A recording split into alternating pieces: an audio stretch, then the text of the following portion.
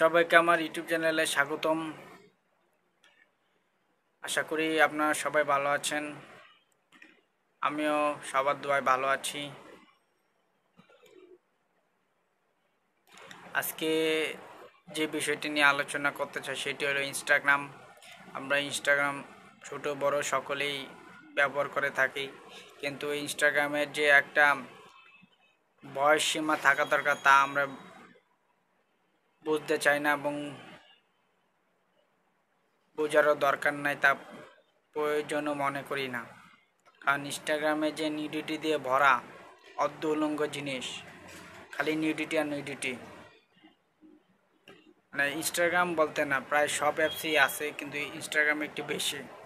তাই আমাদের উচিত ইনস্টাগ্রাম ব্যবহার করলে একটু সাবধানতার সাথে ব্যবহার করা এবং ছোটো ছেলে মেয়েদেরকে ইনস্টাগ্রাম বলতে না, মানে স্মার্ট মোবাইলই দেওয়া উচিত না।